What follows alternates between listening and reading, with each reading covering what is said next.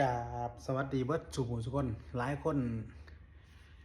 ถามเขามาเกี่ยวกับว่า Facebook เป็นหยังยอดวิว Facebook ข่อยหลายแต่ว่าเงินมันคือบ่ขึ้นเงินมันคือเป็นศูนย์เชียวหลายคนถามเขาว่าเงินคือเป็นศูนย์ของคนอื่นคือว่ายอดวิวหลักแสนคือว่าเงินไหล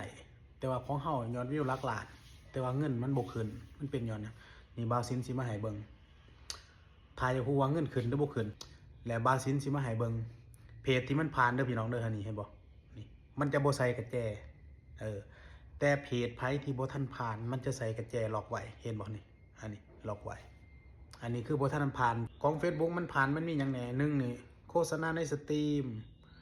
โฆษณาในเดียวแล้วก็ผ่านโบนัสแล้วก็ผ่าน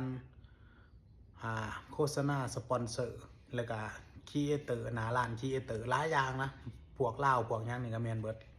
อันนี้มันคือมันผ่านแต่ว่าที่จริงขั้นสิ่งที่มันได้เงินที่สุดคือผ่านโบนัสผ่านคลิปเลี้ยวแล้วก็ผ่านคลิปยาว3อัน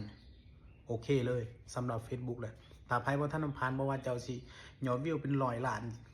เงินมันก็บ่ขึ้นอันนี้คือเพจใหม่บาวซินนี่บ่ทันผ่านเห็นบ่ยอดวิวหลายบ่เนี่ย5-6 ล้านแต่ว่าบ่ทันผ่านบ่ทันได้เงินจากบ่ได้เงินจาก Facebook เพราะว่ามันบ่ผ่านพี่น้องถ้ามันผ่านมันสิเป็นแบบนี้นี่อันนี้คือเพจใหญ่บาวซินผ่านอันนี้คือเพจที่บ่ธนาคารสร้างรายได้พี่น้องเห็นบ่6 ล้านกว่าเห็นบ่มันจะขึ้นเป็น0เลยอันนี้คือเพจที่ผ่านเรียบร้อยแล้ว180,000ได้เงินตั้ง2 เหรียญกว่าพี่น้องก็สิประมาณนี้แหล้วพี่น้องหลายคนว่าเฮ็ดจังได๋จังสิผ่านกฎของ Facebook 1นี่ลงสตอรี่2ลงคลิปเรียวคือคลิปสั้น3ลงคลิปยาวหรือก็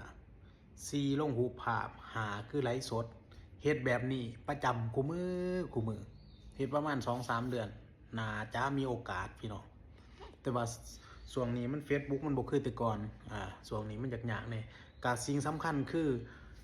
Facebook ผู้ใดที่ว่ามีผู้ติดตามเป็นแสนกว่านะแล้วก็เป็นหยังมันคือบ่ผ่านทั้งที่ก็เฮ็ดสม่ำเสมอคลิปก็บ่ได้เอาของคนอื่นมาเอาคลิปตัวเอง